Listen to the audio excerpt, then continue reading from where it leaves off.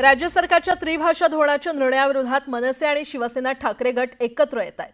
5 जुलै रोजी वरळीतील डोम सभागृहात होणाऱ्या विजयी मेळाव्याची तयारी सुरू आहे। आता याच ठाकरे बंधूंच्या विजयी मेळाव्याची रूपरेषा समोर आली आहे। या विजयी मेळाव्याच्या व्यासपीठावर पक्षप्रमुख आणि पक्षाध्यक्ष असणार आहेत। राज ठाकरे आणि उद्धव ठाकरे, शरद पवार आणि हर्षवर्धन सपकाळ हजर राहणार असून वरळी डोममध्ये 7 ते 8 हजार लोकांची व्यवस्था असणार आहे। वरळी डोमच्या हॉलमध्ये तसंच हॉलच्या बाहेर आणि रस्त्यावर देखील LED स्क्रीनिंग लावण्यात येणार आहे।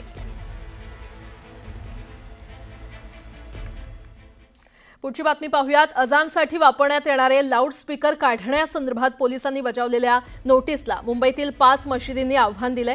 न्यायमूर्ती रवींद्र घुगे आणि न्यायमूर्ती मिलिंद साठे यांच्या खंडपीठाने याचिकेची दखल घेतली आहे। मशिदीवरील लाऊडस्पीकर काढा ही पोलिसांची नोटीस चुकीची आहे असं म्हणत याविरोधात 5 मशिदींनी न्यायालयामध्ये धाव घेतली आहे। पोलिसांच्या कारवाईमुळे मस्जिद, दर्गा इत्यादींच्या उपासकांवर परिणाम होत असल्याचा याचिकेमध्ये दावा करण्यात आलाय।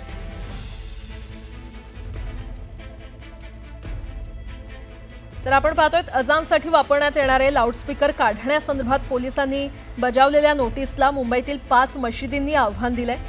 न्यायमूर्ती रवींद्र घुगे आणि न्यायमूर्ती मिलिंद साठे यांच्या खंडपीठाने याचिकेची दखल घेतलेली आहे आणि या संदर्भात अधिक माहिती देत आहेत आमचे प्रतिनिधी प्रशांत बाग आपल्यासोबत जोडले गेलेले आहेत। प्रशांत, 5 मशिदींनी उच्च न्यायालयामध्ये धाव घेतली असल्याचं कळतंय। लाऊडस्पीकर काढा ही नोटीस चुकीची आहे असं त्यांचं म्हणणं आहे। काय अपडेट? या सगळ्या विषयात अत्यंत महत्त्वाचे 3 तांत्रिक मुद्दे यांनी उपस्थित करत असताना एक धार्मिक मुद्दा सुद्धा उपस्थित केलाय। आता हा जो महिना चाललाय, या महिन्याच्या कालावधीमध्ये उपासक हे नियमित मस्जिदमध्ये येत असतात आणि निदान त्यांना सुद्धा लाऊडस्पीकर बंद असल्यामुळे अजानचा आवाज त्यांच्यापर्यंत पोहोचत नाही। त्यामुळे मोठा परिणाम या मस्जिद आणि दर्गा या ठिकाणी झालेला आहे, असाही दावा याच्यात करण्यात आलेला आहे। त्यानंतर ध्वनी प्रदूषण कायदा जो आहे 2000, तर त्याचं उल्लंघन केल्याचा कोणताही स्पष्ट तपशील हा पोलिसांनी दिला नाहीये आणि थेट त्यांनी नोटीस पाठवला असा सुद्धा आरोप करण्यात आलेला आहे। न्यायमूर्ती रवींद्र घुगे आणि न्यायमूर्ती मिलिंद साठे यांनी ही याचिका दाखल करून घेतली आहे, हे सगळ्यात महत्त्वाचं।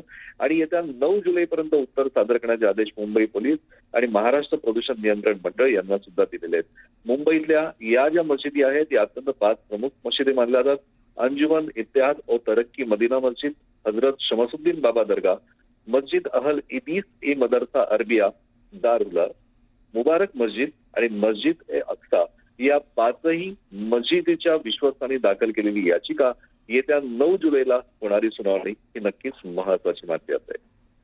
ठीक आहे प्रशांत, धन्यवाद या सविस्तर माहितीसाठी।